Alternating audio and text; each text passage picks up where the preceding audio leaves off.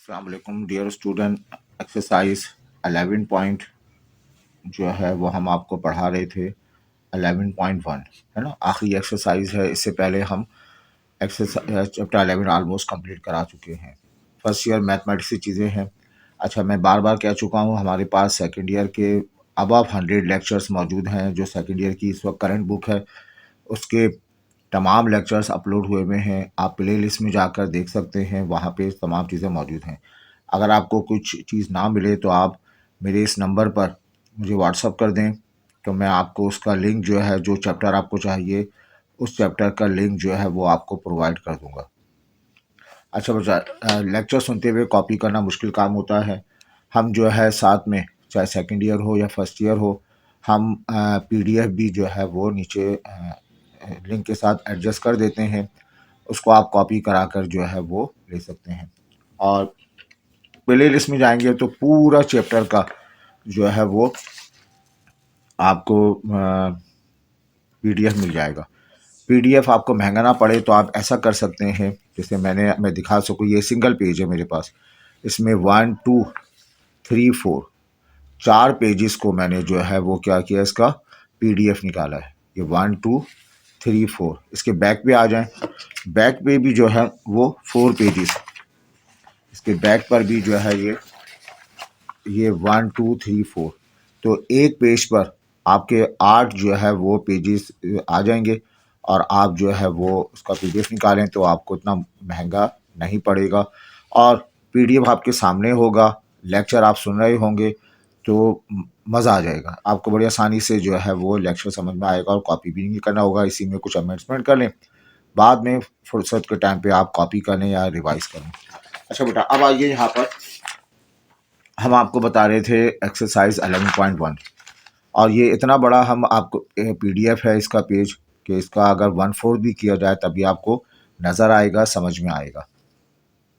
बच्चों, कहा जा रहा है हम पढ़ा रहे थे आपको इस एक्सरसाइज में तमाम क्वेश्चंस राइट एंगल ट्रायंगल से मुतालिक हैं। राइट एंगल ट्रायंगल के टूल अलग हैं।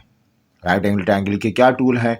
Number 1 Pythagoras theorem, number 2 sine theta cos theta tan theta, perpendicular upon hypotenuse base upon hypotenuse and blah blah, ये ना इस तरह से।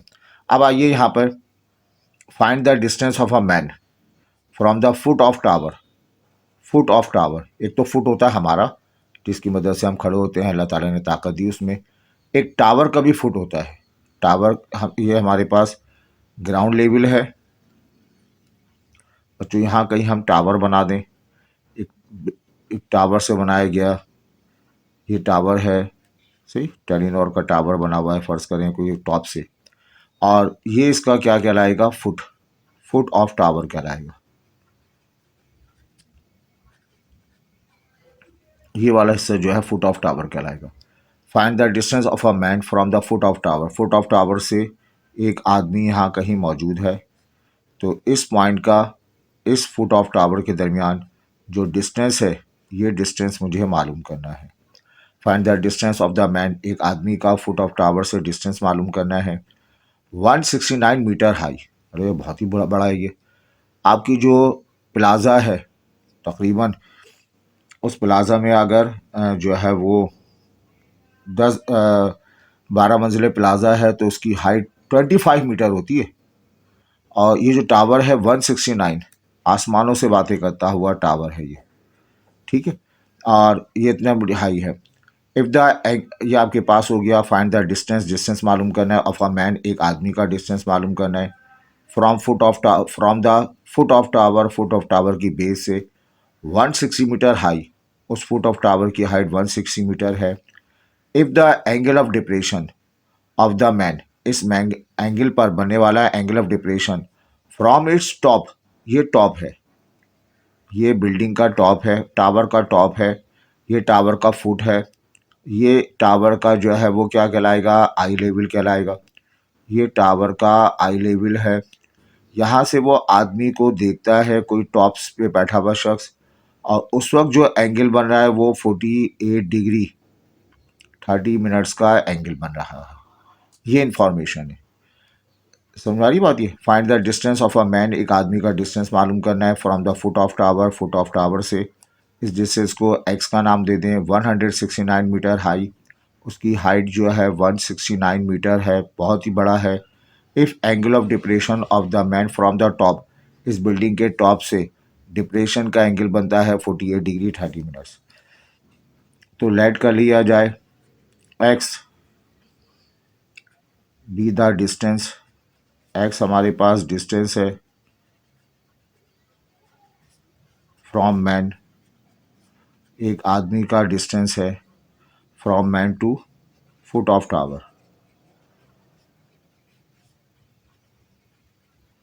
और ये डिस्टेंस मुझे मालूम भी करना है। अच्छा, एंड हाइट ऑफ टावर, बेटा हाइट ऑफ टावर, टावर की हाइट गिवन है, ये बराबर है 169 मीटर। इसके अलावा थीटा, थीटा को हम क्या कहेंगे, एंगल ऑफ डिप्रेशन।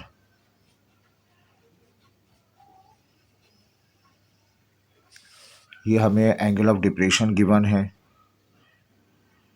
बच्चों, ये एंगल ऑफ डिप्रेशन है 48 डिग्री 30 मिनट्स का एंगल ऑफ डिप्रेशन है। इस मिनट्स को कन्वर्ट करना है, ये 48 से 48 से ज़्यादा 49 से कम, आपको पता है मैंने कराया था, प्लस कर देते हैं। इस मिनट्स को करने के लिए 60 से डिवाइड कर देंगे, तो बेटा 48.5 डिग्री आ जाएगा।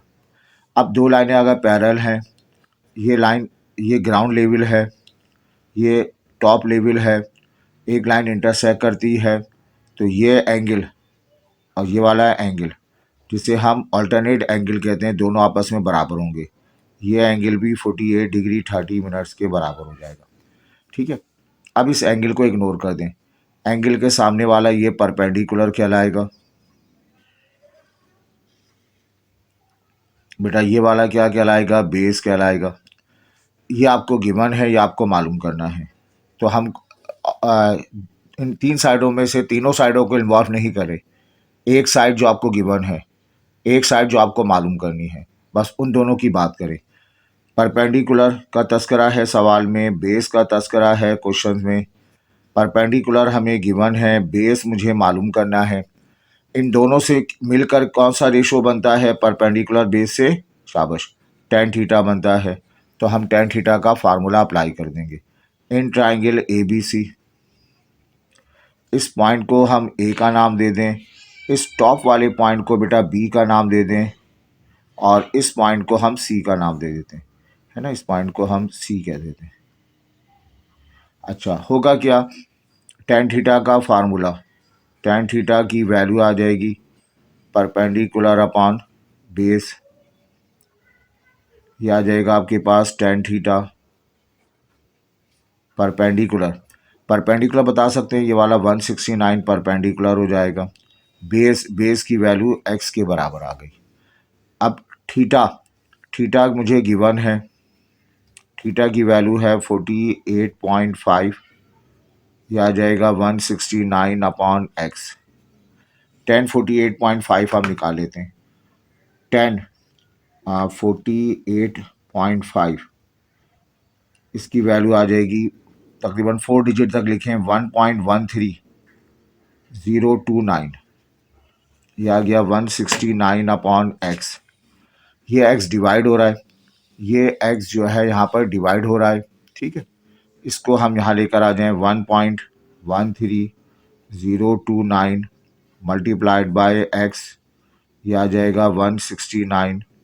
बेटा एक्स मालूम करना है, 169 डिवाइडेड बाय 1.13029, ठीक है। और ये एक्स की वैल्यू आपको मिल जाएगी, एक्स की वैल्यू आ जाएगी इसमें 169 डिवाइडेड बाय 1.13029, 149.519 या 52 कह लें, ये आ गया। तमाम साइड मीटर में है, इसका जवाब भी मीटर में। बच्चों लैंग्वेज क्वेश्चन है, आपको जवाब भी लैंग्वेज में लिखना चाहिए।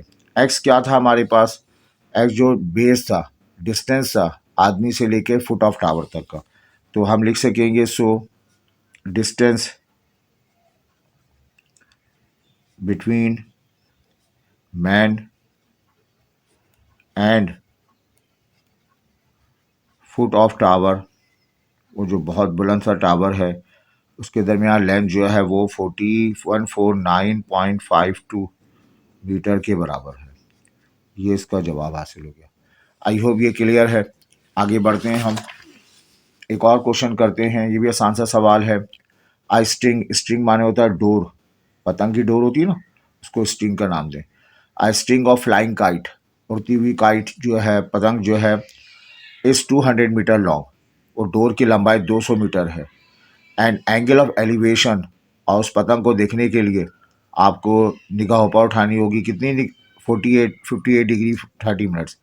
Find the height of kite when sting is fully stretch, पतंग उड़ाते वक्त डोर लूप भी बनाती है, लूज भी हो जाती है, लेकिन इस वक्त पतंग जो है बहुत तेज़ हवा चल रही है और फुली स्ट्रेच है। ठीक है, आज का दौर चला गया, लेकिन पुराने दौर में पतंगबाजी जो है बहुत बड़ा अच्छा मशगला हुआ करता था। ये हमारे पास ग्राउंड है, यहाँ पे दोस्त यार मिलके पतंग उड़ा रहे हैं। ठीक है, और यहाँ जो है हमारे पास ये पतंग कैसे बना लें, ऐसे बना लेते हैं, पतंग है हमारे पास। ठीक है, ये पतंग, चलिए जैसी भी पतंग है। अब इस पतंग को जो है वो यहाँ से इस पतंग को जो है डोर से ज्वाइन किया गया, डोर स्ट्रेच हुई हुई है। स्ट्रिंग ऑफ फ्लाइंग काइट, इसकी हाइट जो है स्ट्रिंग की ऑफ फ्लाइंग काइट, ये फ्लाइंग काइट की जो स्ट्रिंग है ये 200 मीटर है।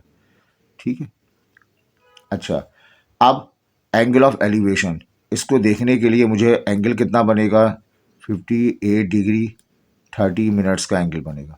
हाइट ऑफ काइट, किसी भी चीज़ की हाइट मालूम करनी है बच्चों, वहाँ से परपेंडिकुलर ड्रॉप कर देंगे। हाइट हमेशा परपेंडिकुलर होती है, 90 डिग्री का हाइट बनाती है। इस हाइट को हम एच से शो कर देते हैं। ये हमारे पास काइट है। इस काइट को देखें, इस काइट की हाइट मालूम करनी है तो मतलब यहाँ से परपेंडिकुलर ड्रॉप कर दें। इसको हम हाइट ऑफ द काइट का नाम देंगे। सही है, हाइट हमेशा परपेंडिकुलर होता है। किसी बच्चे की हाइट मालूम करनी है तो बच्चे को बिल्कुल सीधा खड़ा करते हैं, है ना, बिल्कुल टेढ़ा बेढ़ा नहीं करते, सीधा खड़ा हो जाए बिल्कुल, तो उसकी हाइट स्केल की मदद से हाइट मालूम करते हैं। तो हाइट इज़ अ परपेंडिकुलर। बच्चों इसको सी का नाम दे दें, इसे ए का नाम दे दें, इस पॉइंट को बी का नाम दे देते हैं। ठीक है, और लेट कर लिया जाए, क्या लेट कर लिया जाए, सोल्यूशन हम लिखेंगे, क्या लिखे, let h be the height of kite. इस काइट की हाइट जो है, इस पतंग की हाइट एच के बराबर है। और angle of elevation,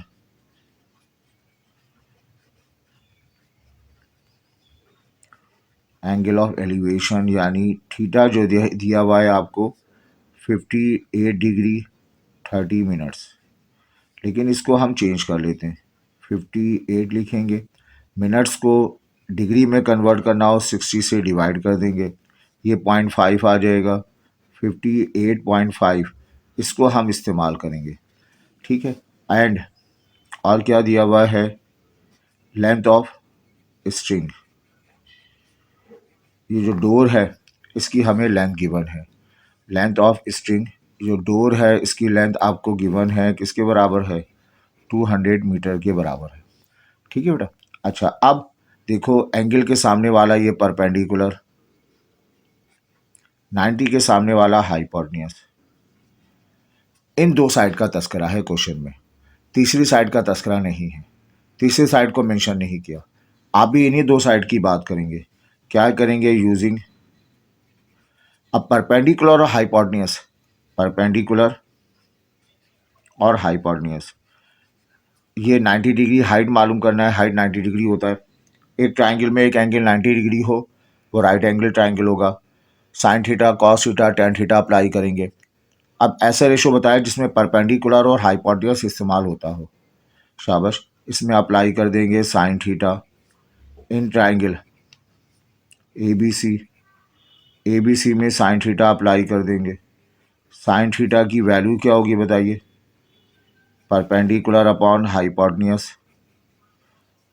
sine theta की जगह हमारे पास क्या आ गया, 58.5 डिग्री। परपेंडिकुलर की वैल्यू क्या है, एच ये बेटा मुझे मालूम करनी है। हाइपोटेन्यूज कितना है 200। अब आपने यहाँ पर साइन 58.5 निकालना होगा। साइन 58.5 क्लोज कर दें तो इसका जवाब आ जाएगा 0.85264 एच अपॉन 200। कोशिश करें डेसिमल में जवाब आ जाए तो 4 या 5 डिजिट में काम करें। ये 0.85264 multiplied by 200 is equal to H आ जाएगा और एच की वैल्यू आ जाएगी। रिज़ल्ट को आपने मल्टीप्लाई कर दिया 200 से 170.52। आपका जवाब प्लस कुछ 5251 ऐसा हो सकता है। एच की वैल्यू आ गई। लैंग्वेज क्वेश्चन है। एच क्या है? एच क्या है बताइए? हाइट। एच क्या है? Height of kite. सो हम लिख सकेंगे हाइट ऑफ काइट। काइट की हाइट जो है 170.52 ये मीटर के बराबर आ गई। आई होप ये क्लियर है। आगे हम बढ़ते हैं। इसके बाद हमारे पास एक आध सवाल और है।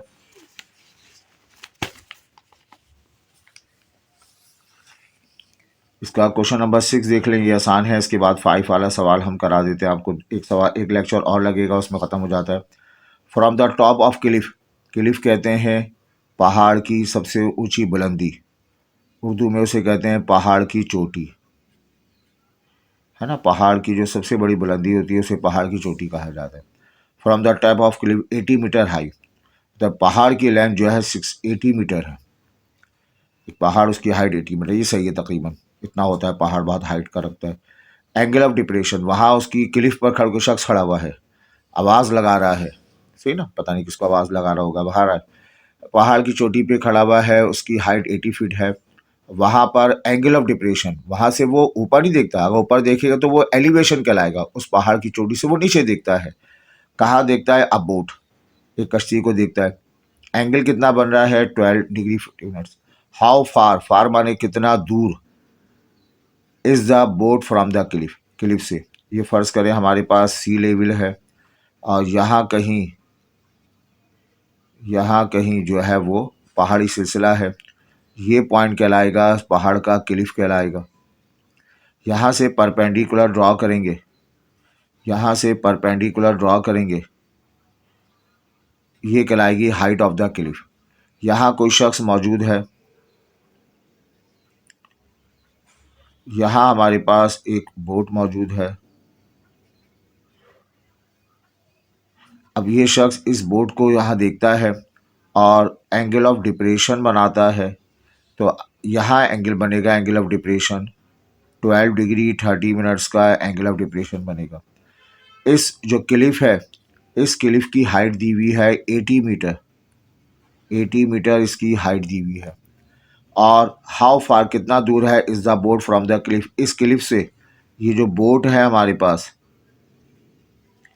ये बोट जो है कितने फासले पर है, ये मुझे मालूम करना है। हाइट वाली पॉइंट को सी कह लें, इस पॉइंट को ए का नाम दे दें, इस पॉइंट को बी का नाम दे दें। बोलो बेटा, समझ में आ रही बात ये? तो हमने क्या किया, लेट कर लिया एक्स बी द, ये पहाड़ी सिलसिला है हमारे पास, नहीं पहाड़ी सिलसिला है। हमने suppose x be the distance, x distance है कहाँ से कहाँ तक, इस कश्ती से to the cliff.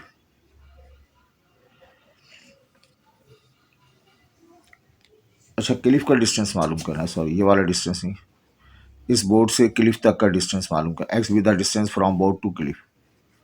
Cliff point ये है और बोर्ड ये रहा, ये डिस्टेंस मालूम करना है। अगर कहा जाता from the base of the mountain तो ये वाला एक्स मालूम करना होता, सॉरी ये आपको मालूम करना है। ठीक है। और थीटा, थीटा दिया हुआ है 12 डिग्री 30 मिनट्स। ये एंगल ऑफ डिप्रेशन है, angle of depression.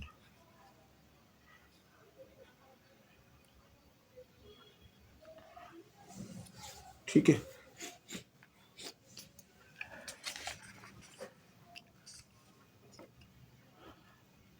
I think यही एक्स मालूम करना है। अगर find the how far is the boat from the Cliff, इस क्लिफ से, इस पहाड़ से। अगर लफ्ज़ होता how far is the boat from the top of Cliff, तो ये वाला डिस्टेंस मालूम करना होता। सॉरी, ये बात ही सही है। ये x be the distance from boat to the cliff, angle of depression ये लिखा हुआ। और इसको मैं क्या करूँगा बताइए, 12 प्लस 30 डिवाइडेड बाई 60, तो बच्चों ये आ जाएगा 12.5 डिग्री के बराबर आ जाएगा। ठीक है, ये एक्स डिस्टेंस है from man to the boat to the cliff, cliff का कहा गया। ये टॉप ऑफ क्लिफ है, क्लिफ नहीं है ये वाला हिस्सा जो है क्लिफ कहलाएगा। अच्छा, अब बताइए, इस डायग्राम को मैं दोबारा बना लेता हूँ। ये आपके पास एक्स आ गया, ये 80 मीटर आ गया, यहाँ एंगल बन रहा है थीटा, एंगल ऑफ डिप्रेशन। ये वाला एंगल भी थीटा ही कहलाएगा। क्यों? क्योंकि दो लाइनें क्या हैं, ये सी लेवल है, ये आई लेवल है, दोनों पैरेलल हैं। दो लाइनें अगर पैरेलल हों, कोई लाइन इंटरसेक्ट करे, तो ये जो अल्टरनेट एंगल होते हैं ये बराबर होते हैं, तो थीटा बराबर हो जाएगा। अच्छा, एंड और आपको क्या गिवन है बताइए, और आपको गिवन जो है वो है height of Cliff, height of Cliff, Cliff की हाइट गिवन है। ये क्लिफ की हाइट है 80 मीटर, ये 90 डिग्री, एंगल के सामने वाली साइड परपेंडिकुलर, ये वाली साइड बेस। तो बताएं परपेंडिकुलर और बेस कौन सा रेशो बनता है? शाबाश, tan थीटा। तो यहाँ पर हम अप्लाई कर देंगे using tan theta in triangle A B C में tan थीटा अप्लाई कर दे, तो बच्चों यहाँ पर tan थीटा आ जाएगा। tan थीटा की वैल्यू क्या होती है बताएं? परपेंडिकुलर अपॉन बेस होती है। ये tan थीटा, थीटा की वैल्यू आपको गिवन है 12.5, और ये परपेंडिकुलर की वैल्यू 80 आ गई। बेस का मतलब x रिप्लेस कर देंगे, ठीक है। और ये कैलकुलेटर में हम मालूम करते हैं 80 अपॉन एक्स और 12.5, 10 12.5 क्लोज कर देंगे, तो रिज़ल्ट आ जाएगा 0.22169। ये x यहाँ मल्टीप्लाई हो जाएगा, x यहाँ मल्टीप्लाई होगा 0.22169 x, और ये 80 आ गया। x मालूम करना है 80 अपॉन 0.22169, x की वैल्यू आ जाएगी। इस x को आप डिवाइड कर देंगे, है ना, x को आप डिवाइड कर दें, इस 80 को आप डिवाइड कर दें आंसर से, तो आपको मिल जाएगा 360.85, और मैं लिखूँगा इसको x की वैल्यू 361, है ना, 0.85। तमाम साइड मीटर में है तो इसकी लेंथ भी मीटर में आ जाएगी। तो हम अपने क्वेश्चन को कंक्लूड करें। So distance from BOAT boat to cliff और बोट के दरमियान जो डिस्टेंस है, वो डिस्टेंस जो है वो 361 मीटर के बराबर है। आई होप ये क्लियर है। बस बेटा एक लेक्चर और लगेगा, इंशाल्लाह ये चैप्टर हमारा क्लोज हो जाएगा। हमने मेहनत की इस चैप्टर में, आप भी जो है मेहनत करें, इस चैप्टर को रिवाइज़ करें ताकि आप कोई चीज़ मिसिंग ना हो। इसमें जो हमने sine law, cosine law, tangent law पढ़ा है, उसकी डेरिवेशन बाकी हैं, वो हम एक साथ सारे डेरिवेशन इंशाल्लाह करा देंगे। आप इनकी प्रैक्टिस करें और अच्छे नंबर से इम्तहान पास करें, ताकि आप अच्छी यूनिवर्सिटीज़ में, NIT में, कराची यूनिवर्सिटी में और अच्छे डिपार्टमेंट में आपका एडमिशन हो सके। अपना ख्याल रखें, दोस्तों के साथ ज़रूर शेयर करें। Thank you.